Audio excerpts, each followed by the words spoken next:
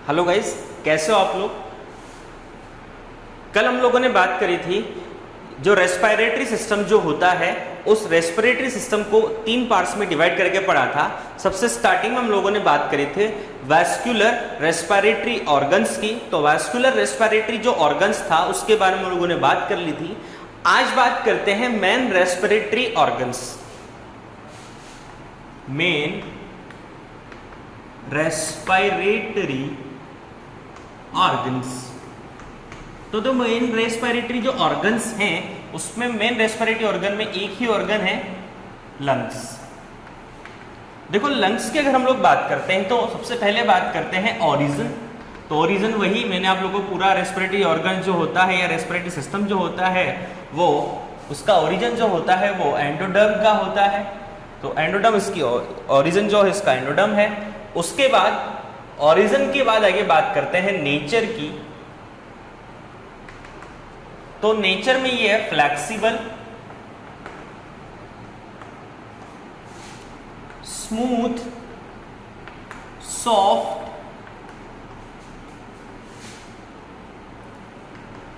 Pink colour, elasted and muscles less. ठीक है। Numbers की अगर बात करें तो 1 पेयर मतलब 2। अब देखो सबसे पहली चीज तो ये right lung and left lung.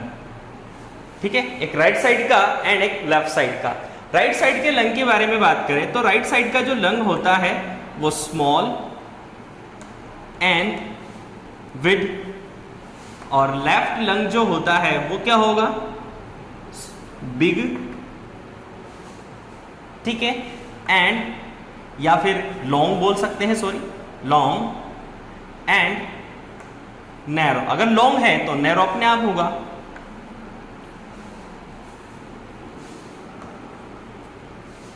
ठीक है।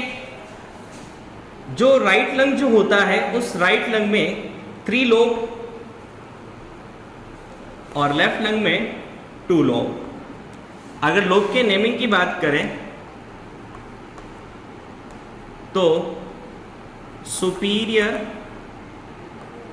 Middle right lobe, superior right lobe and inferior right lobe. इसके लोब की बात करें तो superior and inferior left lobe. ये तो हो गई लंग्स के बारे में बात। अब लंग्स के चारों तरफ एनवेलप जो होता है, यानी लंग्स जो होते हैं उन लंग्स के चारों ओर एक एनवेलप होता है, और वो जो एनवेलप जो होता है उसे बोला जाता है प्लूरल, प्लूरा। ठीक है, ये जो प्लूरा होता है वो डबल लेयर की फॉर्म में होता है। पैराइटल प्लूरा बाहर वाला, अंदर वाला विस्केरल प्लूरा। अब ये दोनों जो लेयर होती हैं इन दोनों लेयर के बीच का जो स्पेस होता है या फिर लंग्स एंड जो प्लूरा होता है उनके बीच में एक स्पेस होता है,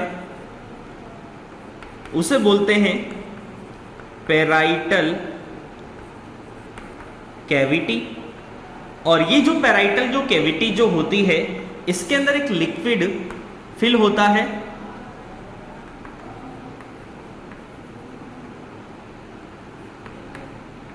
फिल्ड। और वो जो लिक्विड जो होता है उसे बोलते हैं पैराइटल फ्लूइड।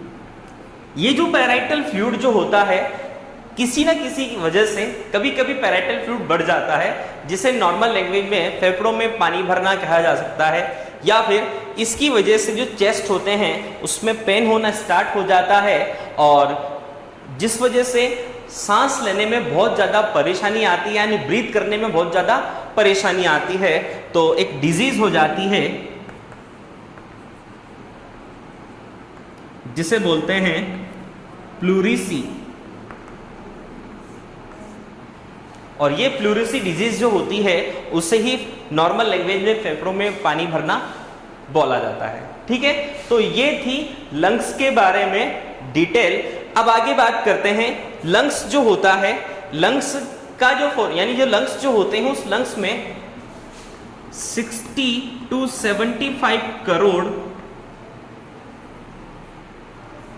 एल्वोलीज होती हैं।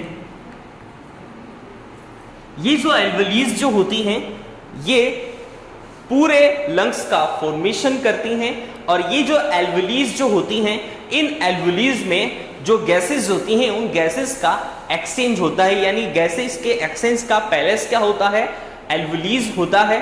और एल्वोलीज की जो वॉल होती है वो सिंपल स्क्वेमस एपिथेलियम से प्रोवाइडेड होती है। एल्वोलीज जो होती हैं, ये एल्वोलीज की जो स्ट्रक्चर होती है वो सेक लाइक स्ट्रक्चर होती है। जैसे सेक जो होता है उस सेक लाइक स्ट्रक्चर की फॉर्म में ये एल्वोलीज जो होती हैं वो प्रेजेंट होती हैं, और एल्वोलीज एल्वुलर जो डक्ट होती हैं उनसे अटैच्ड होती हैं। तो ये हो गई सारी बात। ठीक है, अब एक चीज और आप लोगों को ध्यान रखनी है, एल्वुलीज जो होती हैं वो लंग्स की स्ट्रक्चरल एंड फंक्शनल यूनिट होती हैं, यानी स्ट्रक्चर भी एल्वुलीज ही बनाती हैं लंग्स की, और फंक्शंस जो कंप्लीट होती हैं, यानी गैसों का जो एक्सचेंज होता है, गैसेस का जो एक्सचेंज जो होता है वो भी एल्वुलीज की जो वॉल होती है उससे ही होता है। ठीक है, ये सारी बातें हो गई। अब आगे आप लोगों को चीज ध्यान रखनी है कि ये तो हम लोगों ने बात करी लंग्स के बारे में, एक चीज और आती है रेस्पिरेटरी ट्रीज।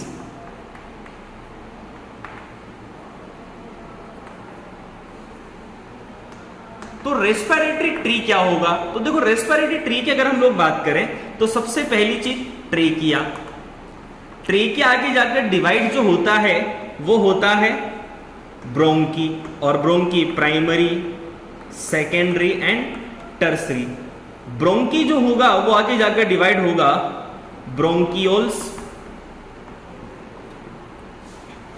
ब्रोंकियोल्स जो होते हैं वो, यानी जो ब्रोंकियोल जो होता है वो आगे जाकर डिवाइड होता है एल्वियोलर डक्ट में, और एल्वियोलर जो डक्ट होती है वो आगे जाकर डिवाइड होती है, यानी एल्वियोलर डक्ट जो एंटर होगी वो होगी एल्वियोली। तो यही जो फॉर्मेट होता है, यही फॉर्मेट क्या होता है रेस्पिरेटरी ट्री। यानी ट्री जो होती है उस ट्री में जैसे स्टेम से बहुत सारी ब्रांचेज, उन ब्रांचेस से और छोटी छोटी ब्रांचेज, उन और छोटी छोटी ब्रांचेस से बहुत सारी छोटी छोटी ब्रांचेज, और उन ब्रांचेस पर छोटी छोटी लीव्स अटैच होती हैं। तो लीव्स तो एल्वियोली की तरह काम करती है। एल्वियोलर डक्ट, ब्रोंकियोल्स, ब्रोंकी जो होती हैं वो एक तरह से ब्रांचेस की तरह वर्क करती हैं, और जो ट्रेकिया जो होता है वो एक तरह से स्टेम का वर्क करता है। तो इस वजह से इसे रेस्पिरेटरी ट्री बोला जाता है। ठीक है, चलिए ये तो हो गई बात सारी।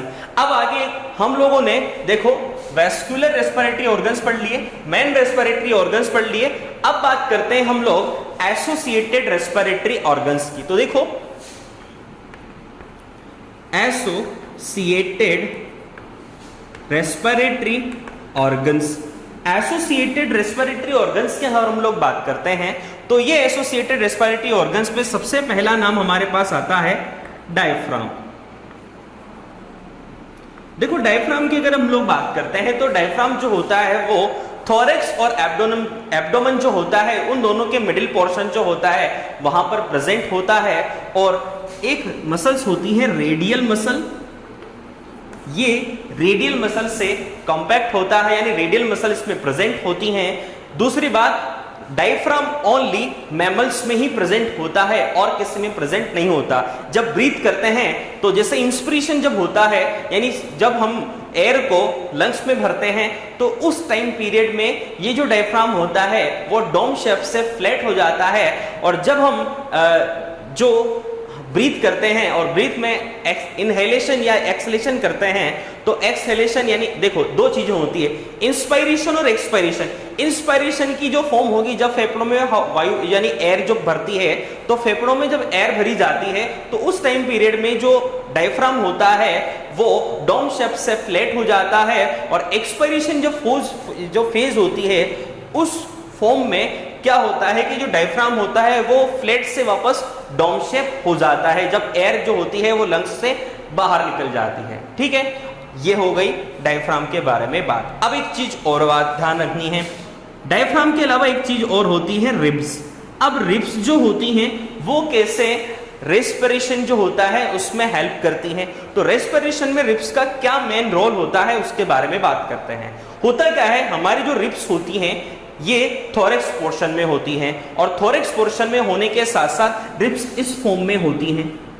ठीक है, इनके बीच बीच में क्रॉस फॉर्म में कुछ मसल्स प्रेजेंट होती हैं जो दो टाइप की होती हैं, और उन मसल्स को बोला जाता है इंटरकोस्टल मसल। और ये इंटरकोस्टल मसल जो होती हैं वो दो टाइप की होती हैं, इंटरकोस्टल मसल्स। ये इंटरकोस्टल मसल जो होती हैं वो दो टाइप की होती हैं, एक तो होती हैं एक्सटर्नल इंटरकोस्टल मसल और एक होती हैं इंटरनल इंटरकोस्टल मसल। तो दो रिब्स के बीच में एक स्पेशल मसल्स प्रेजेंट होती हैं जिन्हें इंटरकोस्टल मसल्स बोला जाता है, और ये इंटरकोस्टल मसल जो होती हैं वो दो टाइप की होती हैं, external and internal intercostal muscle. अब एक्सटर्नल और इंटरनल इंटरकोस्टल मसल्स जो होती हैं, अगर हम लोग बात करें रिब्स की, तो रिब्स जो होती हैं वो 12 पेयर में होती हैं। ठीक है, 12 पेयर में होने के साथ साथ अगर ये दो रिब्स के बीच में प्रेजेंट है तो इसका मतलब कितनी हो गई, तो इंटरकोस्टल मसल्स के नंबर्स की अगर हम बात करें तो ये 11 पेयर में होती हैं।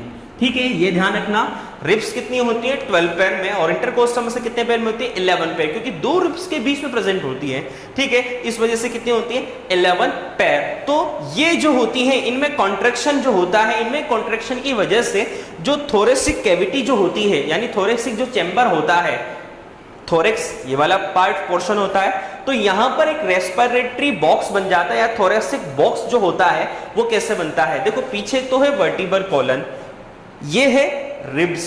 ठीक है, तो रिब्स और वर्टिब्रल कॉलन जो होता है और यहां पर होती है स्टर्नम बोन, तो स्टर्नम बोन, रिब्स और वर्टिब्रल कॉलन ये सब मिलकर एक बॉक्स का फॉर्मेशन करती है जिसे बोला जाता है थोरेसिक बॉक्स। और ये जो थोरेसिक बॉक्स जो होता है इसका जो चेंबर होता है यानी एक चेंबर लाइक स्ट्रक्चर बनती है, तो इस चेंबर लाइक स्ट्रक्चर के स्पेस को बढ़ाने के लिए, वॉल्यूम को डिफ्यूज करने के लिए यानी डिफ्यूज एक्सपोज करने के लिए, वॉल्यूम एक्सपोज होने के लिए ये बहुत ज्यादा वर्क करती है, ये कॉन्ट्रैक्शन करती है। कॉन्ट्रैक्शन करने से जो रिब्स वगैरह जो होती हैं वो बाहर की तरफ खिसकती हैं, बाहर की तरफ स्लाइड करती हैं, और बाहर की तरफ स्लाइड करने से जो थोरेसिक जो चैम्बर होता है उसका वॉल्यूम जो होता है वो इंक्रीज हो जाता है, जिसकी वजह से ज्यादा एयर जो होती है वो लंग्स में भर पाती है। ठीक है, तो ये सारी बातें हैं हम लोगों ने जो रेस्पिरेटरी सिस्टम था उस रेस्पिरेटरी सिस्टम को 3 पार्ट्स में डिवाइड करके पढ़ा, सारी डिटेल की हम लोगों ने बात कर ली। अब बात करेंगे कि जो रेस्पिरेशन जो होता है उसकी प्रोसेस कैसे कंप्लीट होती है। तो आपका जो सिलेबस है उस सिलेबस में ज्यादा डिटेल नहीं दे रखी है रेस्पिरेशन की, और रेस्पिरेशन की जितनी डिटेल आपके सिलेबस में है उसकी बात करते हैं। तो चलिए बात करते हैं रेस्पिरेशन की मैकेनिज्म की। अब बात करते हैं रेस्पिरेशन जो है उसके मैकेनिज्म की, तो बात करते हैं मैकेनिज्म ऑफ रेस्पिरेशन। देखो रेस्पिरेशन के मैकेनिज्म की बात करें तो सबसे पहले आप लोगों को यह चीज समझनी है कि किस तरीके से एक्सटर्नल जो एनवायरनमेंट जो होता है उससे एयर को हमारे लंग्स में पहुंचाया जाता है। लंग्स से वो ब्लड के थ्रू जो हमारी बॉडी की सेल्स होती हैं वहां पर जाती है, और वहां पर सेल्स में प्रेजेंट ग्लूकोज से रिएक्ट होके एनर्जी का फॉर्मेशन करती है। इसीलिए डाइजेस्टिव सिस्टम मैंने आप लोगों को पहले पढ़ाया, देखो डाइजेस्टिव सिस्टम जो पढ़ाया था उससे कनेक्टेड है आपका रेस्पिरेशन सिस्टम, ठीक है। तो ये चीज आप लोगों को ध्यान रखनी है कि पहले डाइजेशन होगा, तो डाइजेशन होने के बाद जो एनर्जी उसकी प्रोड्यूस करवाएंगे तो वो रेस्पिरेशन से कंप्लीट होगी, और वो कैसे कंप्लीट होगी वही सारी बातें हैं।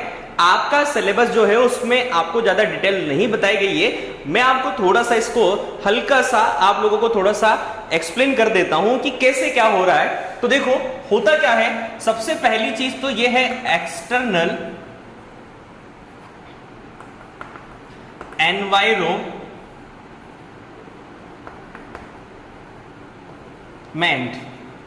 एक्सटर्नल एनवायरमेंट जो है वहां से जो एयर होगी वो एंटर होती है लंग्स में, और लंग्स जो होगा लंग्स से ब्लड में, और ब्लड टू सेल्स में।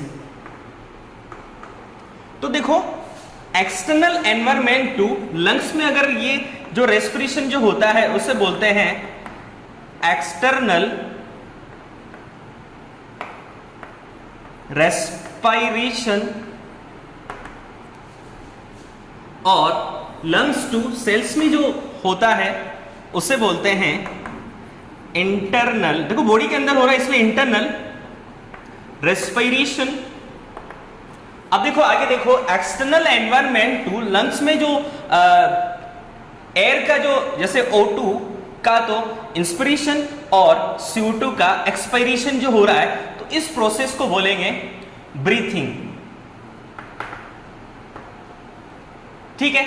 अब लंग्स से ब्लड में देखो, लंग्स में O2 CO2 और ब्लड में O2 CO2, इन दोनों का जो एक्सचेंज होगा तो एक्सचेंज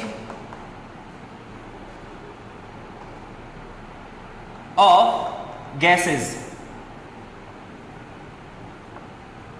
ठीक है। गैसों के एक्सचेंज के बाद अब ब्लड के थ्रू ये सेल्स में ट्रांसमिट होगी, तो ट्रांसमिशन ऑफ गैसेस, ठीक है। तो ये नॉर्मल इंट्रोडक्शन है रेस्पिरेशन के मैकेनिज्म का, कि सबसे पहले एक्सटर्नल एनवायरनमेंट से ऑक्सीजन को ब्रीथ के थ्रू लंग्स में पहुंचाया जाता है, और लंग्स से CO2 को ब्रीथ के थ्रू वापस एक्सटर्नल एनवायरनमेंट में रिप्लेस किया जाता है, एक्सपोज किया जाता है। इसी तरीके से लंग्स से अब ये गैसेस जो होंगे उनका एक्सचेंज ब्लड के थ्रू होगा, तो उसे एक्सचेंज ऑफ गैसेस बोलेंगे। ब्लड के थ्रू वो ट्रांसमिट होंगी सेल्स में। तो ये सारी प्रोसेस है, लेकिन आपके ओनली सिलेबस में ब्रीथिंग दे रखा है, तो हम लोग ओनली ब्रीथिंग की बात करेंगे। तो जो ब्रीथ होता है उस ब्रीथ की प्रोसेस की बात करेंगे।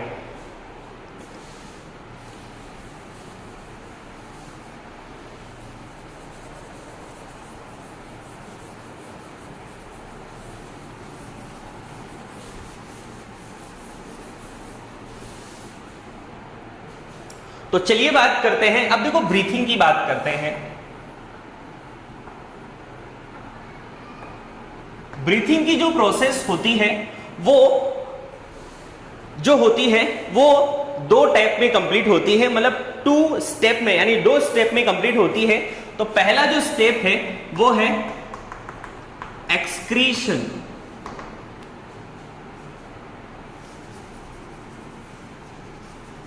सॉरी फर्स्ट स्टेप जो है वो है इंस्पायरेशन, इसे एक और नाम से बोला जाता है इनहेलेशन। देखो इंस्पायरेशन या इनहेलेशन की अगर हम लोग बात करते हैं तो इसका मतलब ये होता है कि feeling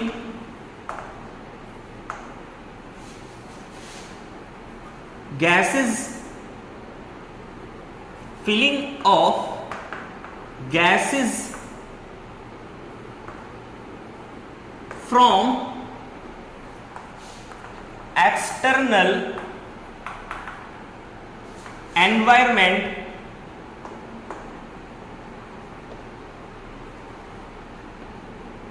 of the lungs।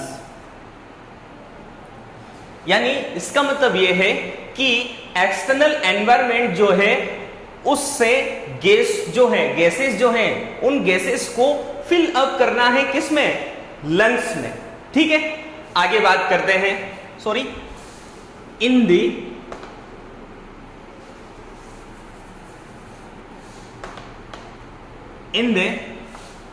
Lungs. ठीक है, चलिए बात करते हैं।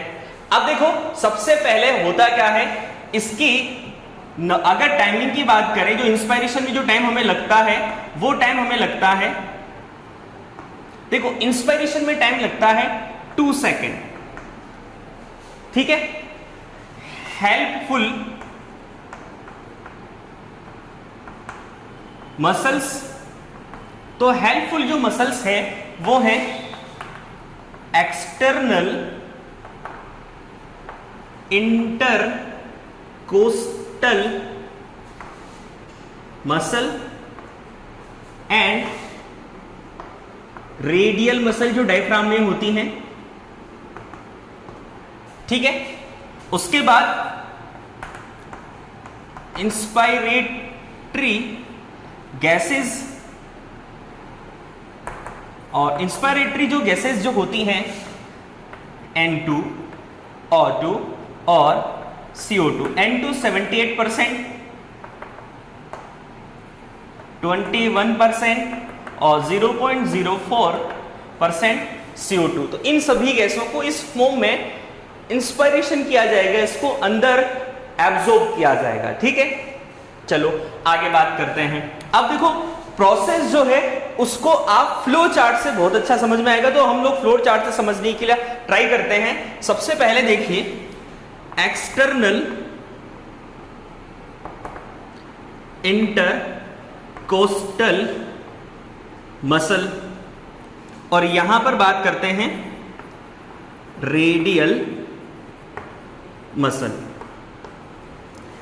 इन दोनों मसल्स में क्या होगा, कॉन्ट्रैक्शन, इसमें भी कॉन्ट्रैक्शन। ठीक है, दोनों मसल्स में कॉन्ट्रैक्शन हुआ। दोनों मसल्स में कॉन्ट्रैक्शन होने से देखो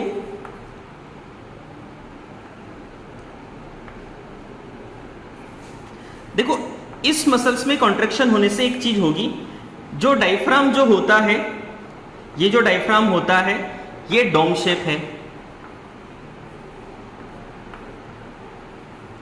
डायफ्राम नॉर्मल कंडीशन में कौन सी शेप में है, डोम शेप में। लेकिन जैसे एयर को हम अंदर इनबिल्ड करते हैं, इंस्पिरेशन करते हैं, इनहेलेशन करते हैं, तो उस फॉर्म में क्या होता है कि जो डायफ्राम जो होता है वो लंग्स के फूलने की वजह से नीचे की ओर प्रेशराइज होता है और डोम शेप से कैसा हो जाता है, फ्लैट।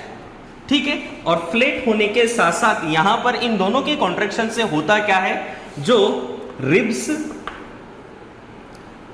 एंड यानी रिब्स जो हैं उसके साथ साथ, यानी एक तो हमारी रिब्स और रिब्स के साथ साथ sternum.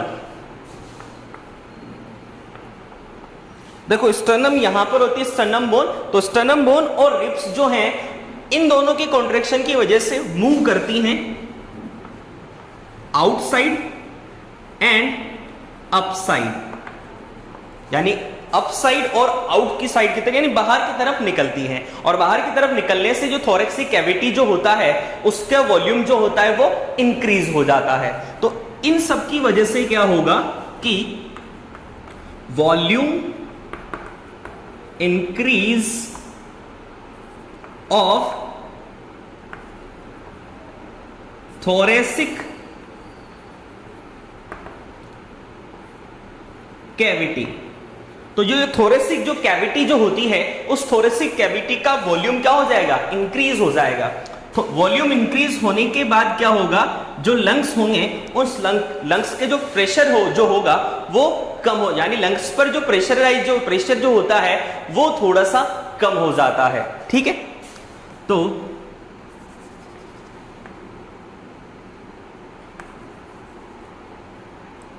Pressure decrease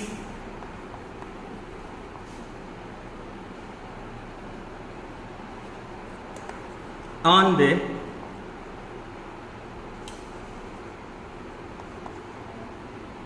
lungs।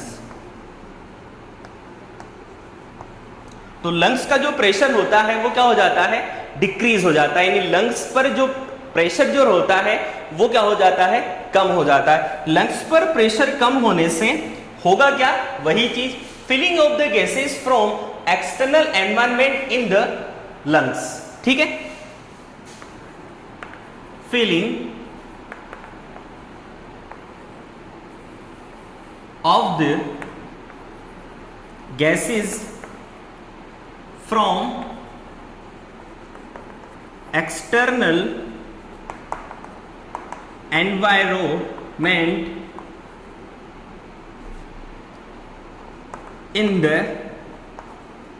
lungs। ठीक है, और इसकी वजह से जो लंग्स होंगे वो हो जाएंगे टर्जिड,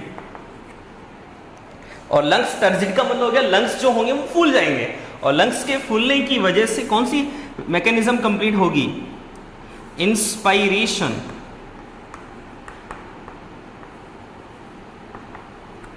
इंस्पायरेशन तो देखो दोबारा से समझते हैं, एक्सटर्नल इंटरकोस्टल मसल में कॉन्ट्रैक्शन हुआ, कॉन्ट्रैक्शन होने से जो मसल्स जो होंगी, ये वाली जो मसल्स होंगी उसके साथ साथ रेडियल मसल्स दोनों में कॉन्ट्रैक्शन होने की वजह से, देखो रेडियल मसल में कॉन्ट्रैक्शन होने से जो डायफ्राम होगा डोम शेप से फ्लैट हो जाएगा, और दोनों में कॉन्ट्रैक्शन होने से रिब्स और स्टर्नम जो होंगी वो अप एंड आउटसाइड की तरफ मूव करेंगी, और मूव करने से जो थोरेसिक कैविटी है उसका वॉल्यूम जो होगा वो इंक्रीज हो जाएगा, जिसकी वजह से जो लंग्स होते हैं उस लंग्स का जो प्रेशर होता है वो डिक्रीज हो जाता है। लंग्स के प्रेशर के डिक्रीज होने की वजह से, यानी लंग्स को फैलने के लिए बहुत ज्यादा स्पेस मिल जाता है, स्पेस मिलने की वजह से उनमें जो गैसेस होती हैं वो फिलअप हो जाती हैं, यानी फिल हो जाती हैं, और फिल होने की वजह से जो लंग्स होते हैं वो टर्जिड फॉर्म में आ जाते हैं, यानी फूल जाते हैं, और फूलने की कंडीशन को ही क्या बोला जाता है, इंस्पायरेशन या इनहेलेशन। ठीक है, तो ये सारी चीजें थी। अब इसी का उल्टा हम लोगों को क्या पढ़ना है, एक्सपायरेशन या इनहेलेशन, तो उसके बारे में बात करते हैं। अब देखो सेकंड स्टेप जो ब्रीथिंग का है उसके बारे में बात करते हैं, तो वो है एक्सपायरेशन, और इसका दूसरा नाम है इनहेलेशन। ठीक है, इसका मतलब यह होता है कि जो गैसेस लंग्स के अंदर थी वो क्या हो जाए, आउट हो जाए, तो out of the gas from lungs, यानी लंग्स से जो गैसेस जो होंगी वो आउट हो, वो ही क्या होता है, एक्सपायरेशन या इनहेलेशन। उसके बाद टाइमिंग की बात करें तो देखो इंस्पायरेशन में टाइम बहुत कम लगता है और एक्सपायरेशन में टाइम ज्यादा लगता है। आप इस चीज को प्रैक्टिकली भी कर सकते हैं। तो यहां पर देखो इंस्पायरेशन में 2 सेकंड लगे थे, तो एक्सपायरेशन में कितने लगते हैं, 3 सेकंड। यहां पर हेल्पफुल मसल वही रहेंगी, external intercostal muscle and radial muscles. उसके बाद गैसेस की बात करें तो वहां पर हमने इंस्पायरेशन में 78% N2 लिया था, ऑक्सीजन जो था 21% लिया था, CO2 0.04 सेकंड लिया था। यहां पर एक्सपायरेशन कर रहे हैं तो ऑक्सीजन भी यूज आएगी और CO2 निकलेगी, तो ऑक्सीजन कितनी यूज आई, यानी ऑक्सीजन जो होगी वो 5% यूज आ जाती है, तो 16% ही बचती है ऑक्सीजन, और CO2 जो होगी वो निकलेगी 3.6%। इसके बाद मैकेनिज्म की बात करते हैं तो वही एक्सटर्नल इंटरकोस्टल मसल जो होगा और रेडियल मसल जो होगा, इन दोनों में पहले देखो कॉन्ट्रैक्शन हुआ था इंस्पायरेशन में, एक्सपायरेशन पढ़ रहे तो यहां पर क्या होगा, रिलैक्सेशन। दोनों मसल्स क्या होंगी, रिलैक्स होंगी, रिलैक्सेशन,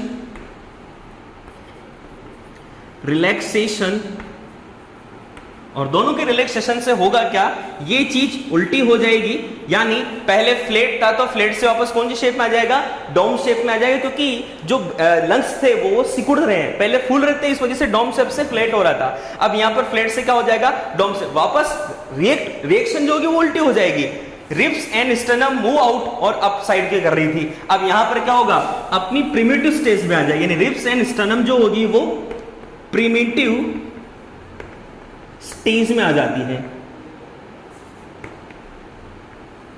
ठीक है, प्रिमिटिव स्टेज में आने के बाद जो थोरेसिक जो कैविटी होता है, उस थोरेसिक कैविटी का जो वॉल्यूम होगा वो क्या हो जाएगा, इंक्रीज की जगह डिक्रीज, ठीक है। और जो प्रेशर यहां पर डिक्रीज हो रहा था वो यहां पर क्या हो जाएगा, इंक्रीज हो जाएगा, ठीक है। और इंक्रीज होने से यहां पर होगा क्या, वही चीज लंग्स से जो गैसेस होंगी वो कहां निकलेंगे, एक्सटर्नल एनवायरमेंट में, तो out of the gas from lungs, ठीक है। और यहां पर लंग्स जो होंगे वो कैसे हो जाएंगे, फ्लैशिड, यानी सिकुड़ जाएंगे, फ्लैसिड। और फ्लैसिड होने से यहां पर कौन सी मैकेनिज्म कंप्लीट होगी, एक्सपायरेशन। तो आप लोगों को दोनों यानी जो मैकेनिज्म है ब्रीथिंग के मैकेनिज्म वो समझ में आएगी। पॉइंट टू पॉइंट हम लोगों ने समझने का प्रयास किया है, यहां पर ट्राई किया है। तो देखिए हम लोगों ने ये सारी बात कर ली। अब अगर इसको डायग्राम से समझने का ट्राई करें तो देखिए सबसे पहली चीज तो ये होगी कि जैसे ये थोरेसिक कैविटी है, ठीक है, ये थोरेसिक कैविटी है। अब थोरेसिक कैविटी नॉर्मल कंडीशन में ये है, यहां पर मैं बना देता हूं स्टर्नम और ये है, ये तो है स्टर्नम, ठीक है। और ये हमारे पास है, देखो ये स्टर्नम और ये वाला जो पोर्शन है ये है वर्टिब्रल कॉलम, वर्टिब्रल कॉलम, और ये है स्टर्नम, और ये मैंने बना दिया डायफ्राम, ठीक है। अब जैसे इंस्पायरेशन हो रहा है तो इंस्पायरेशन होने से होगा क्या, ये जो एयर जो होंगी वो लंग्स के भीतर थोरेसिक कैविटी जो है उसको एक्सटेंड करेंगी, थोरेसिक कैविटी का वॉल्यूम जो होगा यहां पर बढ़ जाएगा, और ये इंस्पायरेशन के लिए। एक्सपायरेशन में होगा क्या, ये वाला जो थोरेसिक कैविटी का जो वॉल्यूम होगा वो क्या हो जाएगा, ऐसे कम हो जाएगा। ये स्टर्नम और ये, अब देखो डायफ्राम यहां पर कि देखो यहां तो कैसा था, डोम शेप का जो फ्लैट होगा, और यहां पर एक्सपायरेशन होने से वापस कैसा हो जाएगा, फ्लैट हो जाएगा, ठीक है। तो ये सारी प्रोसेस आप लोगों को ध्यान रखनी है। तो ये स्टर्नम, ये वर्टिब्रल कॉलम, और यहां पर जब इंजेक्ट होगी तो इंजेक्ट होने से ये वाली कंडीशन में ये आ जाएगा, ठीक है। तो ये सारी प्रोसेस थी इंस्पायरेशन और एक्सपायरेशन की। इसके डायग्राम को डिटेल से अच्छे से समझने के लिए एक बार मैं फिर आप लोगों के लिए बना दूंगा। तो डायग्राम को हम नेक्स्ट क्लास में पढ़ेंगे, तो डायग्राम से समझने की ट्राई करेंगे। इसके बाद हम लोग आगे जो टॉपिक पढ़ेंगे वो पढ़ेंगे जो वाइटल कैपेसिटी जो लंग्स की होती है वो कैसी होती है। तो कैपेसिटी और वॉल्यूम के बारे में बात करेंगे, जो लंग्स की कैपेसिटी और वॉल्यूम जो होता है वो कैसा होता है, तो उसके बारे में कल बात करेंगे। तो आज के लिए इतना ही, थैंक यू सो मच।